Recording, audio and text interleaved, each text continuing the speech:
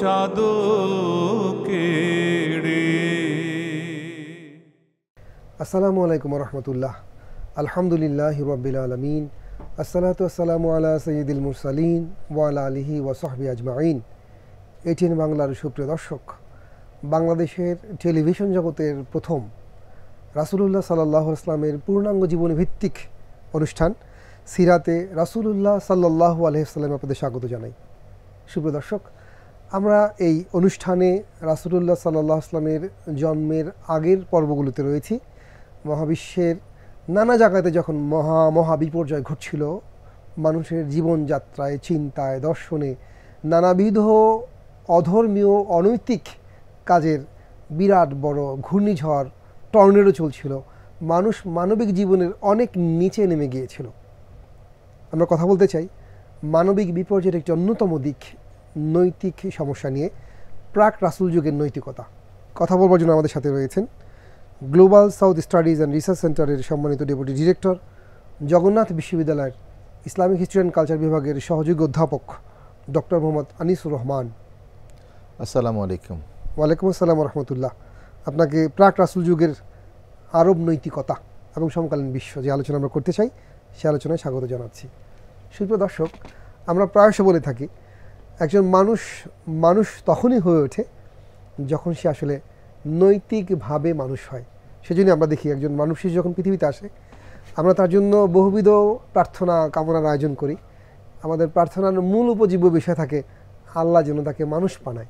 তার মানে মানবিক আকৃতি নিয়ে, দেহ নিয়ে পৃথিবীতে আসার পরেও একটি মানুষ তখনই মানুষ হয়ে উঠছে যখন সে চিন্তায়, চেতনায়, দর্শনে, আদর্শে, নৈতিকতায় মানুষ হয়। অথচ রাসূলুল্লাহ সাল্লাল্লাহু আলাইহি ওয়াসাল্লাম যখন পৃথিবীতে এসেছিলেন, সেই সময়ে আরব এবং সমকালীন বিশ্বে সবচেয়ে বিরাট বিপর্যয় যেই জায়গাতে নেমে এসেছিল সেটা হলো নৈতিকতা। রাসূলুল্লাহ সাল্লাল্লাহু আলাইহি ওয়াসাল্লামকে মূলত এই জায়গাতেই সবচেয়ে বেশি কাজ করতে হয়েছে। কেমন ছিল সে সময় নৈতিকতা, আমরা জানতে যাব। আমাদের আলোচক ডক্টর আনিস আপনার কাছে জানতে চাই যে যখন রাসূলুল্লাহ সাল্লাল্লাহু আলাইহি ওয়াসাল্লাম পৃথিবীতে আসলেন, সে সময় আরব এবং বিশ্বের নৈতিক অবস্থার প্রকৃতি কেমন ছিল সে সময় মানুষের নীতি নৈতিকতা। আপনি যে বিষয়টি উপস্থাপন করেছেন প্রাক ইসলামী যুগের আরবের নৈতিকতা প্রসঙ্গে, আরব সমাজ ব্যবস্থার তিনটা দিক খুব ডমিনেন্ট ছিল তখন। একটা দিক হলো আপনার যে ওয়ার, যুদ্ধ, আরেকটা দিক হচ্ছে ওমেন, নারী, আরেকটা দিক হচ্ছে ওয়াইন, মদ। 3W বলে, এবং এই তিনটে বিষয় আরব সমাজকে খুবই আচ্ছন্ন করে ফেলেছিল। তারা খুবই যুদ্ধ করতেন, সামান্য বিষয় নিয়ে তারা যুদ্ধ করতেন। ধরুন আপনার একটা উট আমার একটা খেজুর বাগানে এসে খেজুরের পাতা খেয়েছে, এটা নিয়ে আপনার হলো যুদ্ধ। আপনি একটি পরিবারকে বিলং করেন, আপনি একটি গোত্রকে বিলং করেন, কারণ আরবে গোত্র প্রথা ছিল।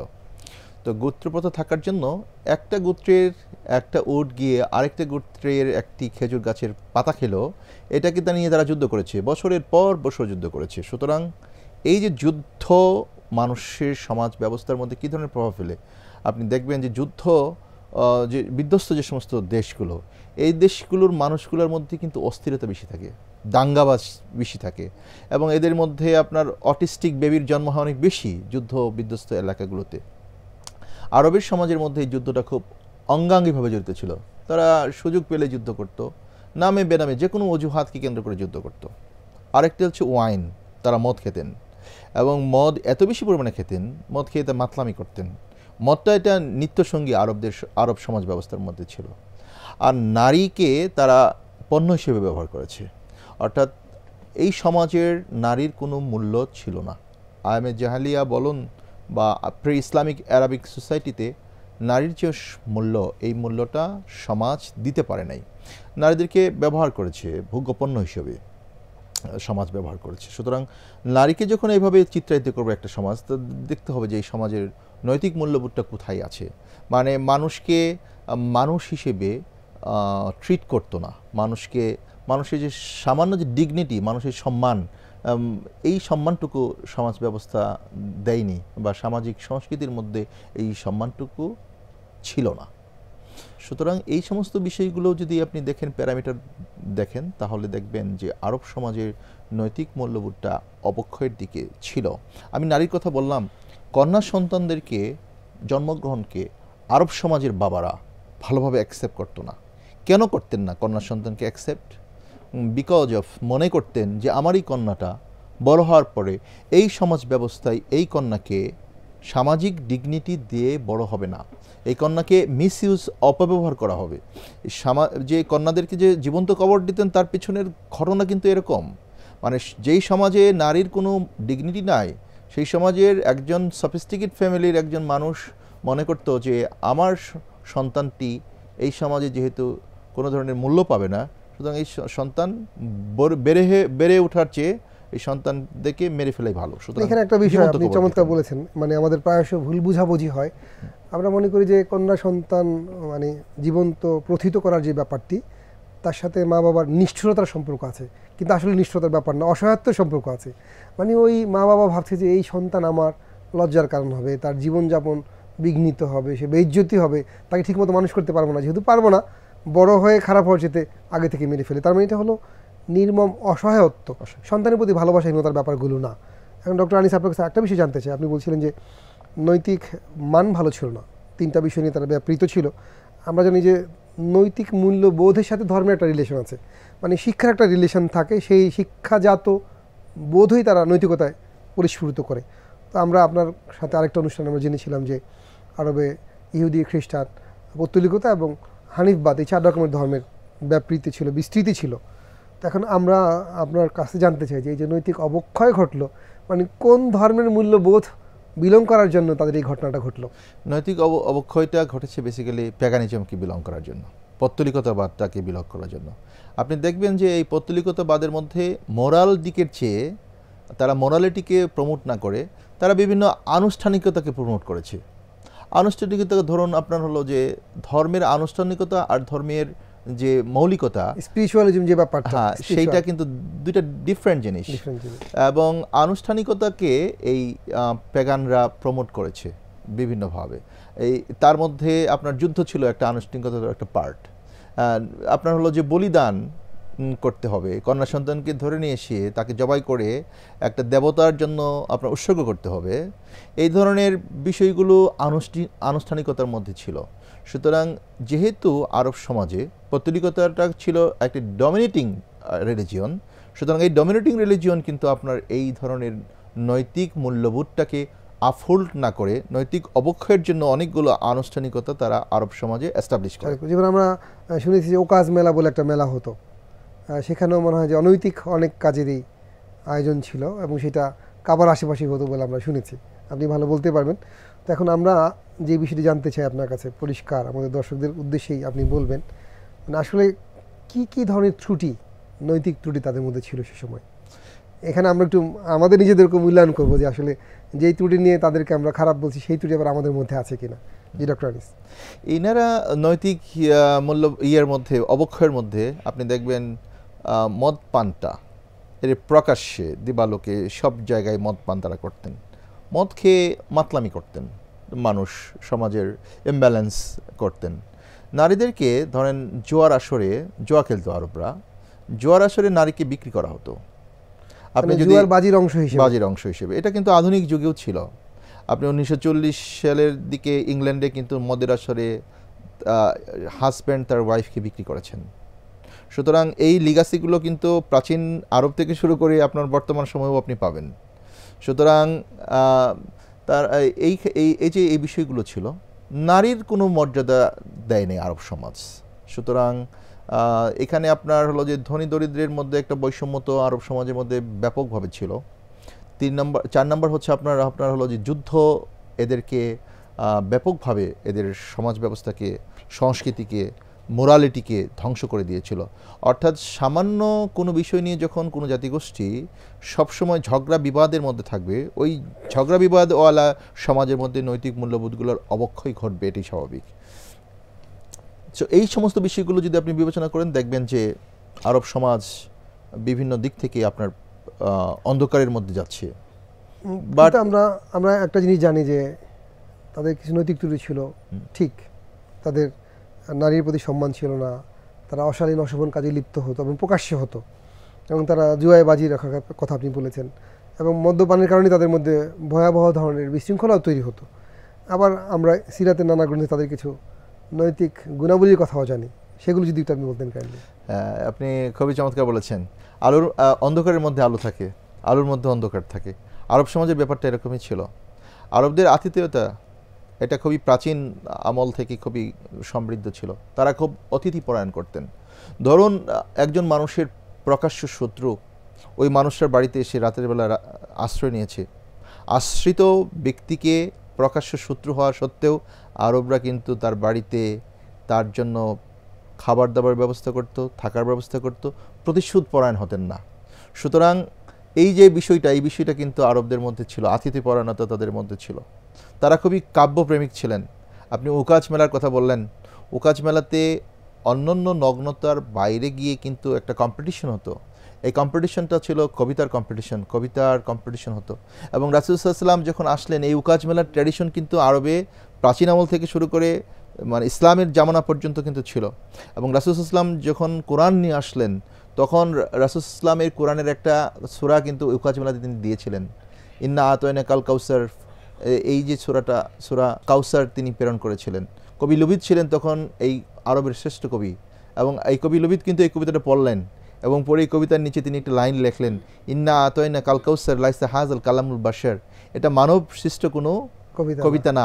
তার মানে লিটারেট পিপুলরা ছিলেন আরব সমাজের মধ্যে, এবং যারা কোরআনের মতো বিষয়টাকে ডিফাইন করে কি সুন্দর একটা শ্লোক তিনি লিখলেন। তার মানে এই যোগ্যতাটা কিন্তু আরবদের মধ্যে ছিল। আরবরা প্রচণ্ড মেধাবী ছিলেন, কারণ হলো ওনারা নিজস্ব ইয়ের মধ্যে, নিজস্ব ব্রেনের মধ্যে অনেক কিছু রাখতে পারতেন।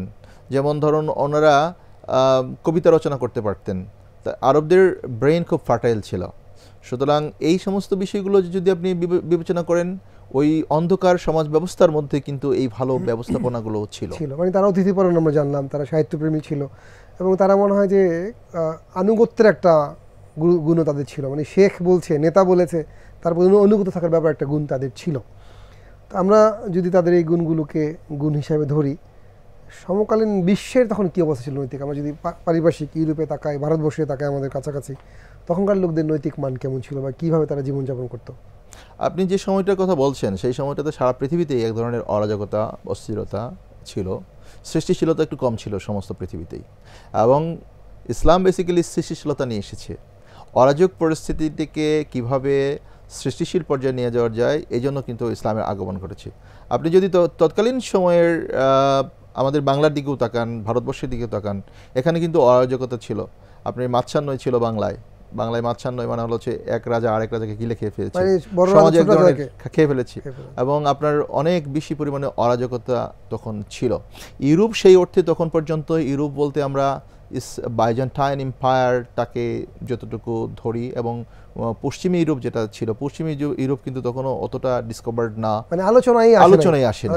ইস্টার্ন ইউরোপে এক সংস্কৃতি ছিল, এবং ইস্টার্ন ইউরোপের ডমিনেটিং ধর্ম ছিল কিন্তু আপনার খ্রিস্টান, এবং খ্রিস্টান ধর্মের ভ্যালুস কালচার কিন্তু ইস্টার্ন ইউরোপের সমাজ ব্যবস্থাকে প্রভাবিত করেছিল।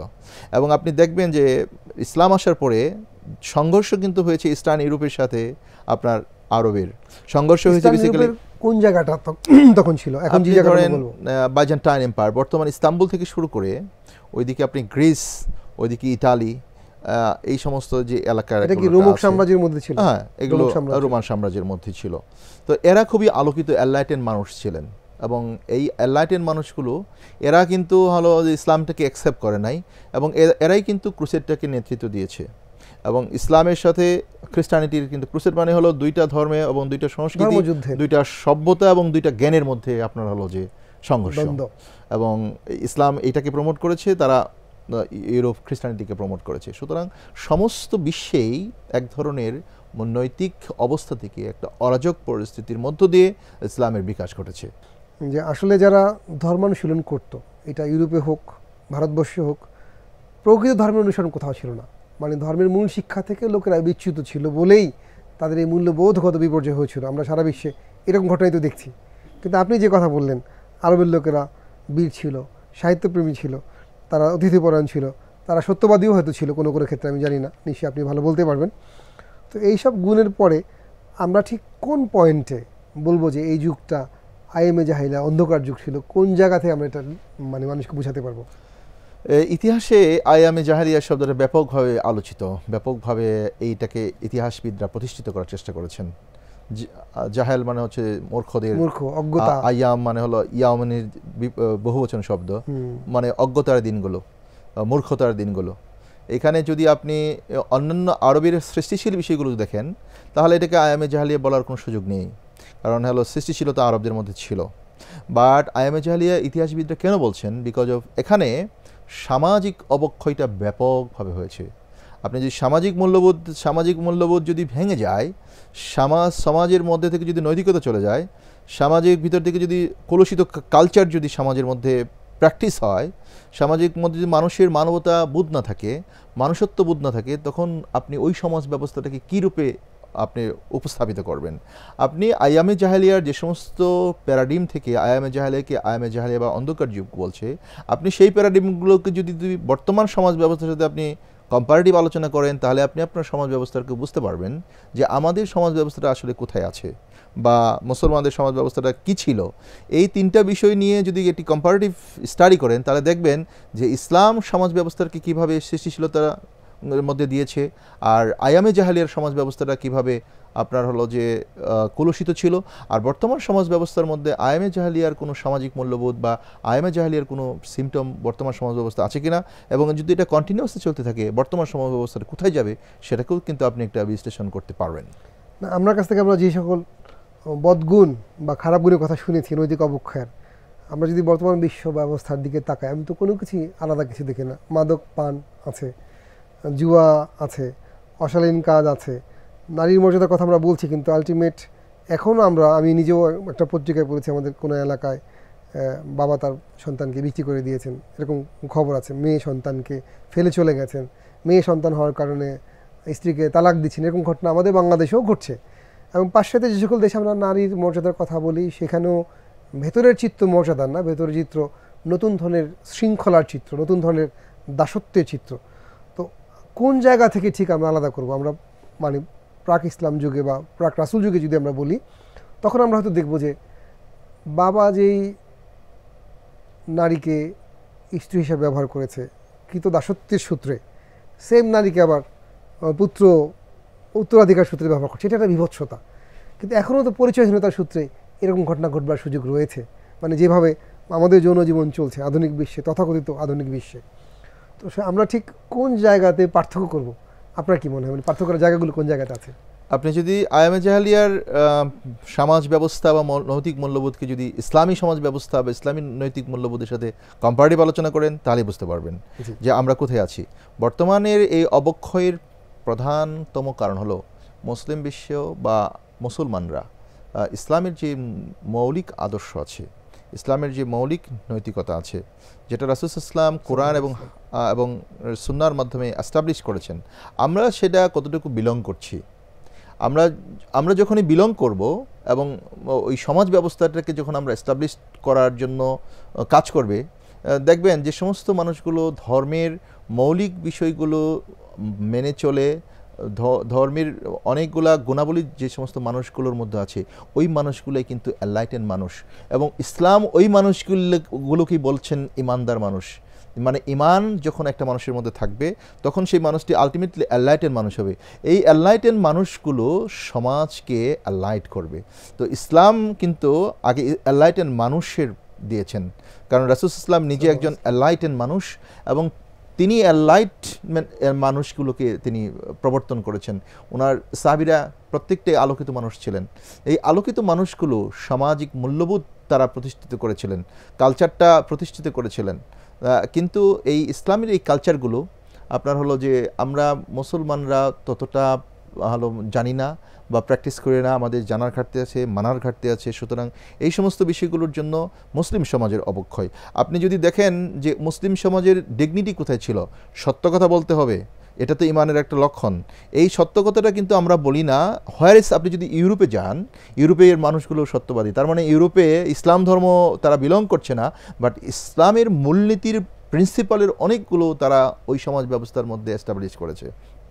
ইসলাম বলেছে যে এখানে সাম্যের কথা বলেছে, যে সাম্যের কথা বলেছে ফ্রেঞ্চ রিভলিউশন, তার মানে ইসলাম যেখানে বলল সেই ইসলামটাকে আমরা ব্যাকডেটেড ইসলাম বলছি, ফ্র্যাটার্নিটির কথা বলেছে, সাম্যের মুসলিম ব্রাদারহুডের কথা বলেছে, মানে কুল্লু মুসলিমুন এখওয়ান বলেছে, এখওয়াতুন বলেছে। আর ফ্রেঞ্চ বিপ্লব বলছে যে লিবার্টি, ইকুয়ালিটি এবং ফ্র্যাটার্নিটি, সেটাকে আমরা ব্যাপকভাবে প্রচার করছি এবং বলছি হ্যাঁ ফরাসি বিপ্লবের আদলে আমাদের সমাজ ব্যবস্থা সংস্কার করতে হবে। অথচ আপনার ইসলাম যে লিবার্টি, ইকুয়ালিটি, ফ্র্যাটার্নিটি যেটা মদিনা রাষ্ট্রের মাধ্যমে রাসূলুল্লাহ সাল্লাল্লাহু আলাইহি ওয়াসাল্লাম এস্টাবলিশ করলেন, সেইটাকে আমরা আমাদের মুসলিম সমাজের মধ্যে এস্টাবলিশ করতে পারছি না। তার মানে ইসলামের ভালো যে গুণগুলো আছে এগুলো কিন্তু ইউরোপের সমাজ ব্যবস্থার মধ্যে এস্টাবলিশড করা, আর ইউরোপের সমাজ ব্যবস্থার খারাপ যে দিকগুলো আছে এই খারাপ দিকগুলো কিন্তু আমাদের মুসলিম সমাজ ব্যবস্থার মধ্যে অনুপ্রবেশ করেছে। সুতরাং এই সমস্ত বিষয়গুলো নিয়ে কম্পারেটিভ স্টাডি খুব প্রয়োজন, এবং এই সমস্ত বিষয়গুলো যখন আমরা উপলব্ধি করতে পারবো তখনই আমরা মানদণ্ড নিতে পারবো যে আমাদের সমাজ ব্যবস্থাটা আসলে কোথায় আছে। অনেক ধন্যবাদ ডক্টর আনিস। সুপ্রিয় দর্শক, আমরা কথা বলছিলাম প্রাক রাসূল যুগের নৈতিকতা নিয়ে, এবং আমরা বলবার এটাই চেষ্টা করেছি রাসূলুল্লাহ সাল্লাম যখন আসলেন তখন সে সময় মানুষের ধর্মীয় মূল্যবোধ না থাকার কারণেই মূলত তাদের নৈতিকতা কাঙ্ক্ষিত জায়গাতে, কাম্য জায়গাতে পৌঁছাতে পারে নাই। কারণ আমরা যে কাজই করি, নৈতিক যে কাজগুলো রয়েছে সেই নৈতিকতার শুদ্ধতার ক্ষেত্রে ধর্মীয় মূল্যবোধ, ধর্মীয় বিশ্বাস, পরকালীন জীবনে জবাবদিহিতার ব্যাপারগুলো ভীষণ গুরুত্বপূর্ণ। মানে আমরা ভেতরে বাহিরে শুদ্ধ তখনই হব যখন আমাদের মধ্যে আল্লাহ রাব্বুল আলামিনের সামনে নিঃশর্তভাবে দাঁড়ানোর ভয় থাকবে। ইসলাম সেই জায়গাতে আমাদের দাঁড় করে দেয় বলেই আমরা ইচ্ছে করলেই মিথ্যা বলতে পারি না, অন্যকে ঠকাতে পারি না। হ্যাঁ, আমরা ঠকাই, যখন আমরা ঠকাই তখন বুঝতে পারি আমাদের মধ্যে ইসলামের সেই শিক্ষাটি সক্রিয় থাকে না। রাসূলুল্লাহ সাল্লামের যুগে যেহেতু মানুষের মধ্যে ধর্ম পালনের ক্ষেত্রে বিরাট বিপর্যয় ছিল, তারা ধর্মই পালন করতো না এবং ধর্মগুরুরাও ধর্মকে নিজেদের মতো করে গড়ে নিয়েছিল, ফলশ্রুতিতে তার প্রভাব পড়েছিল নৈতিকতায়। মানুষ বিশ্বাসের ক্ষেত্রে, চিন্তার ক্ষেত্রে, মূল্যবোধের ক্ষেত্রে, সামাজিক জীবনযাপনের ক্ষেত্রে, মানুষের সাথে সম্পর্ক কন্টিনিউ করবার ক্ষেত্রে, ব্যবসা বাণিজ্যের ক্ষেত্রে, যুদ্ধের ক্ষেত্রে, সকল ক্ষেত্রে নিজের সুবিধাকে প্রাধান্য দিয়েছে। কোনো ক্ষেত্রেই একটি সমনীতি, সাম্যনীতিকে অনুসরণ করেনি। ফলশ্রুতিতে মানুষ ঠকেছে, মানুষের অসম্মান হয়েছে। আল্লাহ রাব্বুল আলামিন রাসূলুল্লাহ সাল্লাল্লাহু আলাইহি ওয়াসাল্লামকে প্রেরণ করেছেন মানুষকে এই অমর্যাদার জায়গা থেকে মর্যাদার জায়গাতে অধিষ্ঠিত করবার জন্য। আমরাও সেই লক্ষ্য নিয়েই রাসূলের জীবন অধ্যয়ন শুরু করেছি। আপনারা আমাদের সঙ্গে থাকবেন সেই আশাবাদ ব্যক্ত করে শেষ করছি। আসসালামু আলাইকুম ওয়া রাহমাতুল্লাহি ওয়া বারাকাতুহু।